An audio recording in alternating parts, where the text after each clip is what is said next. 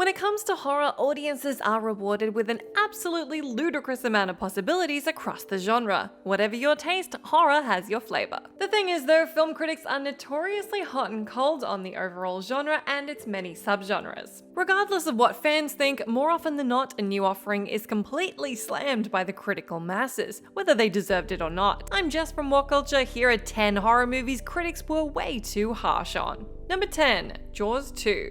Jeannot Sauvage was given one of the most poisoned chalices in cinema history. For the French filmmaker, he was tasked with taking the baton from Steven Spielberg and somehow putting together a worthy sequel to Spielberg's iconic Jaws. As in, one of the greatest movies of all time, and a picture that launched the concept of the summer blockbuster. To its credit, Jaws 2 is a perfectly good movie, although it was torn apart by critics and fans alike for that matter, because it simply wasn't Jaws. Jaws 2 was never going to have the same impact as Jaws, but when viewed without trying to compare every frame and line of dialogue to Spielberg's picture, 1978's Jaws 2 stands up as one of the best shark movies out there. Jaws 2 sees Amity Island once again tormented by a great white shark. This time out, a large focus is on a group of teenagers, including Chief Brody's two sons, who find themselves stranded at sea while this apex predator circles them. One particular thing of note is that Jaws 2 also features an all-time great movie scream as Tina yells out "shark" upon seeing the eponymous baddie. Number 9, Goal of the Dead. Chances are you've probably just seen the title of the movie Goal of the Dead and thought that this is probably one of the cringiest or worst movies imaginable.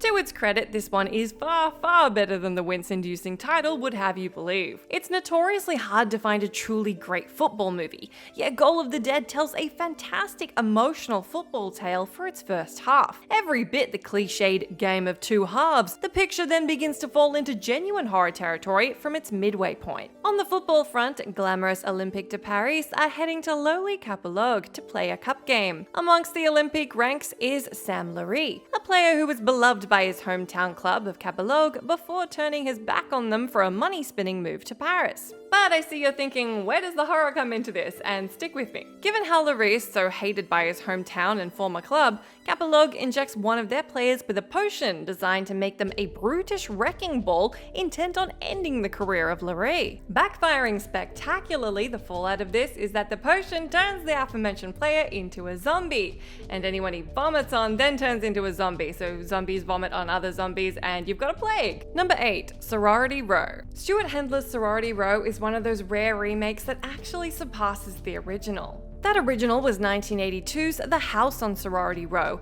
and Hendler's 2009 effort took that formulaic slasher and breathed new life into it in a way that felt fresh yet familiar. Is Sorority Row a classic in the genre? No, but if you've got 90 minutes and you want to have an entertaining, fun horror time, this is a good movie to go for. The kills aren't overly gory, the plot isn't particularly clever, and the performances aren't all that noteworthy. Yet the film is still a nice time filler that ticks all the right boxes for those of us with a penchant for 80s horror tropes. Plot-wise, Sorority Row sees an opening act prank massively backfire, resulting in the death of a college girl. After her friends hide the body down a mine shaft, a year later the group all start to be targeted by a mysterious figure who knows what they did. Again, all very generic, all seen before, but nowhere near as awful a viewing experience as some would have you believe. Regardless of how it's a seriously solid popcorn flick, critics hated Sorority Row when it first hit the silver screen.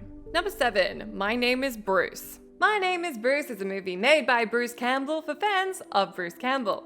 The thing is, critics haven't always been kind to Bruce Campbell, meaning My Name is Bruce was panned upon its brief 2008 theatrical run, and the home release that followed a few months later. In My Name is Bruce, the titular Campbell plays a fictionalized version of himself after a young fan of Bruce's unwittingly unleashes the Chinese god of the dead in the small Oregon town of Gold Lick. Campbell is conned into visiting the town. While young Jeff believes that Bruce Campbell is the only person who can save Gold Lick, Bruce himself believes that the exploits he's seeing there are all merely part of a movie. As you've likely guessed, Campbell then has to put on his big boy pants, face his fears, and face a very real demon. This is as B-movie as it gets, but that's the point. My Name is Bruce is designed to embrace the concept of the B-movie, to embrace the life and career of Bruce Campbell, and to embrace the fandom that so often surrounds him. Critics may not have particularly dug it, but anyone with a passing interest in Bruce Campbell will find this one all kinds of groovy.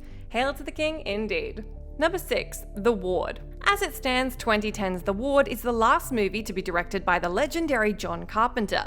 And before that, it had been 9 years since the horror master's previous directorial effort, Ghosts of Mars. The Ward is a movie that was pretty universally slammed upon its release, with many claiming it just didn't have the marks of quality of previous Carpenter films. When you're talking about the likes of Halloween, The Fog, The Thing, Escape from New York, Big Trouble in Little China, and They Live, that's quite the high bar you're setting. Admittedly, The Ward isn't at the quality level of any of those films, but that doesn't mean it's a bad movie. In The Ward, Amber Heard plays a young woman institutionalized after setting fire to her house. Her stay at Coos Bay Psychiatric Hospital is an eerie one, mind. For Heard's Kristen finds herself haunted by the spirit of a former patient. By the time the film rolls to a close, the twist here is that Kristen isn't real.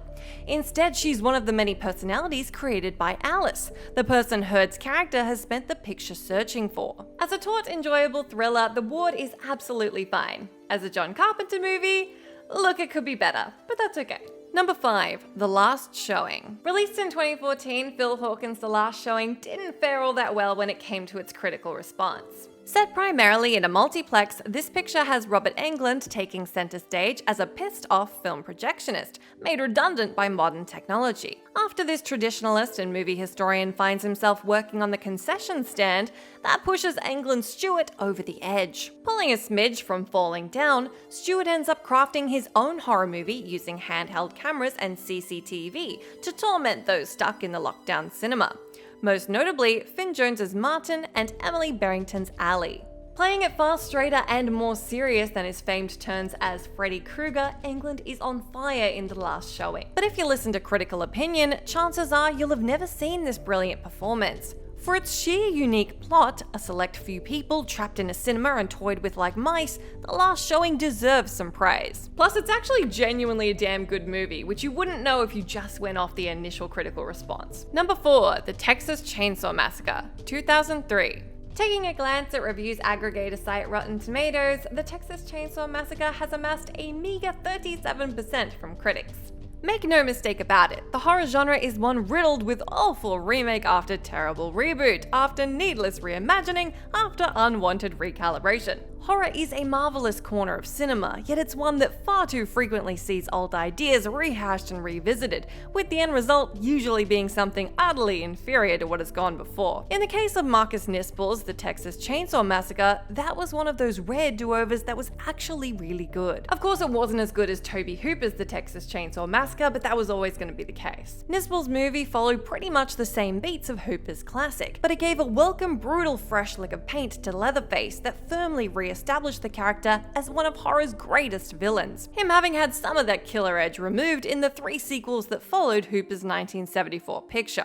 Number 3, Frankenhooker. How do you put a fresh spin on Mary Shelley's iconic Frankenstein tale?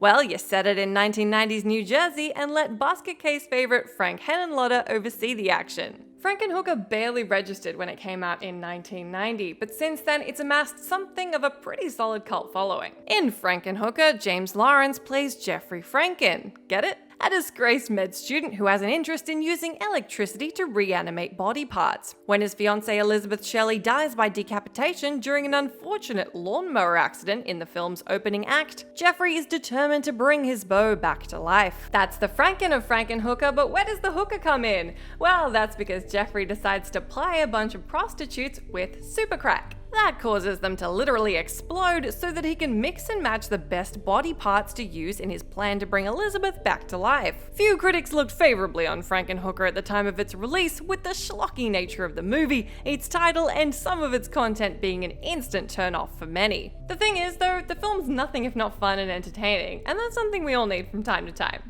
Number 2, Stigmata. Somehow 1999 Stigmata only has a 22% over on Rotten Tomatoes. For anyone who's seen this Patricia Arquette vehicle, you'll be well aware that Stigmata is worth a far, far higher rating than that meager number. But this is the perfect example of the difference between critical opinion and fan opinion. By comparison to that 22%, the audience approval on RT stands at a respectable 63%.